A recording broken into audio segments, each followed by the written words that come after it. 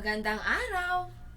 Ako ang inyong guro sa Filipino 7, Jean Nabe, mula Kilikili National High School. Narito ang mga kasanayan sa pagkatuto. Una, naipaliliwanag ang sanhi at bunga ng mga pangyayari.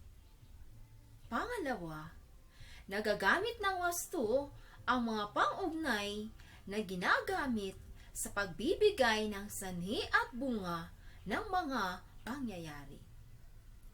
Ang ating paksa ngayon ay ang pagtukoy sa sanhi at bunga ng mga pangyayari at gamit ng pang-ugnay. Alamin muna natin kung ano nga ba ang pang-ugnay. Ang pang-ugnay ay anumang salitang nag-uugnay sa mga salita, parirala, sugnay at pangungusap. Narito ang mga halimbawa ng pang-ugnay. Dahil, subalit, sapagkat, datapwat, marahil, kaya nga, kasi, at naging. Ngayon, alamin naman natin kung ano ang kahulugan ng sanhi at bunga. Paano ito nagagamit sa pagpapakita ng sanhi at bunga sa mga pangyayari. Alamin muna natin ang kahulugan ng sanhi. Ang sanhi ay tumutukoy sa pinagmulan o dahilan ng isang pangyayari. Ito ay nagsasabi ng mga kadahilanan ng mga pangyayari. Narito ang mga pang-ugnay na nagpapakita ng sanhi o dahilan. Sapagkat o pagkat, dahil o dahilan sa, palibhasa, kasi, naging, at sanhi nito.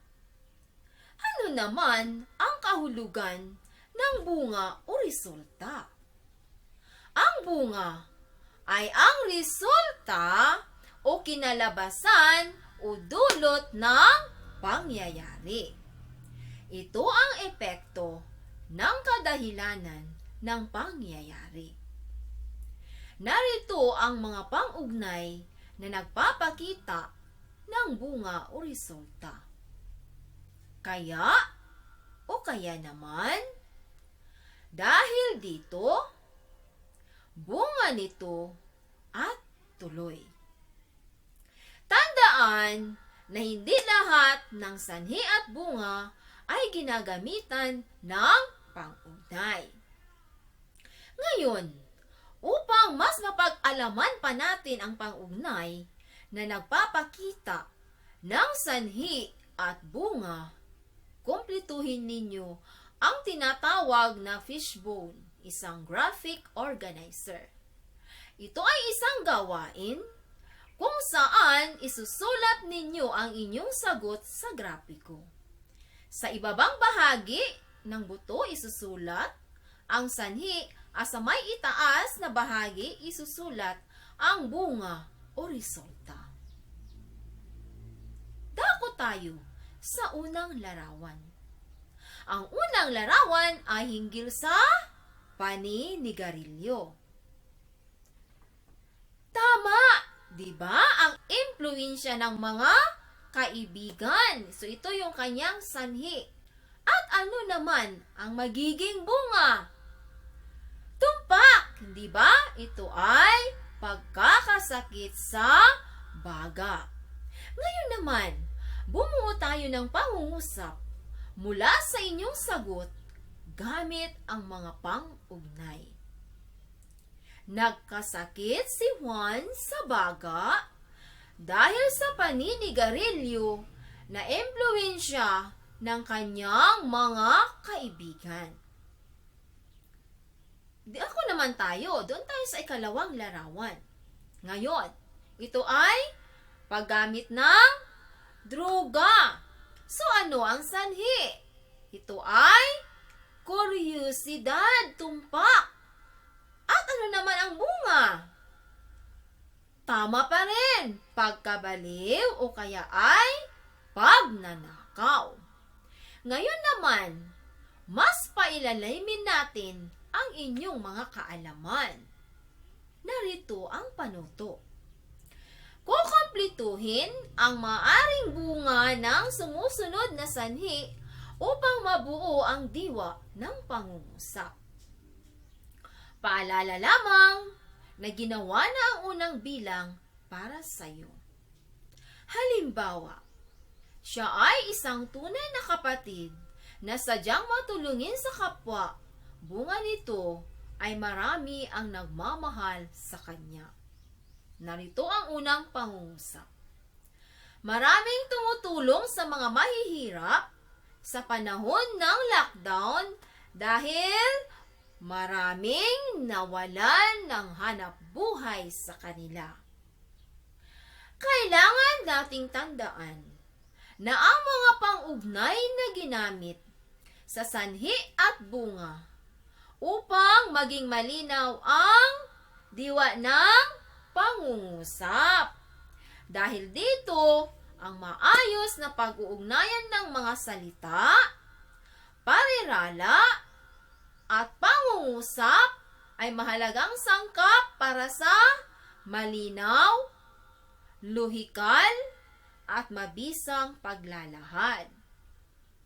Sa pamamagitan ng paggamit ng iba't ibang pag-ugnay, ay higit na nabibigyang diin ang layunin sa pagpapahayag.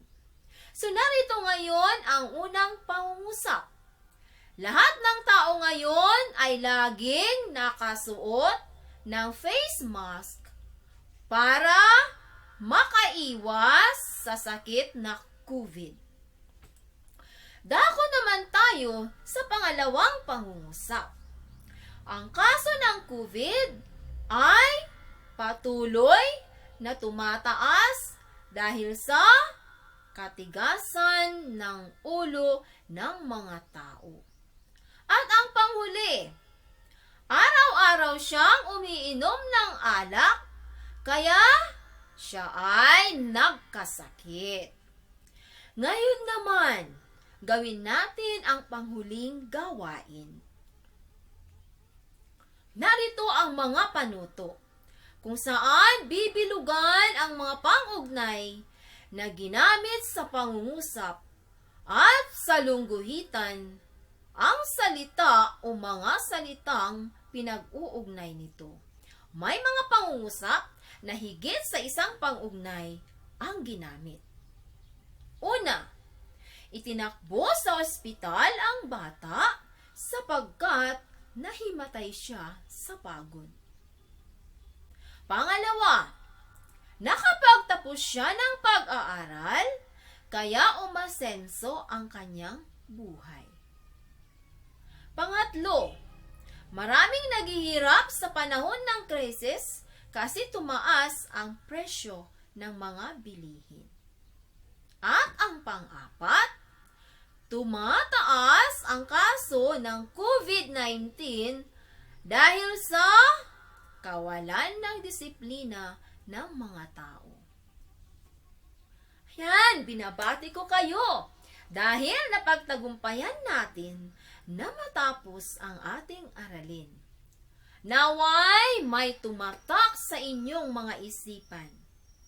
At para sa ating susunod na aralin, tatalakayin naman natin ang mga salitang hudyat sa pagkakasunod-sunod ng mga pangyayari. Hanggang sa muli, paalam!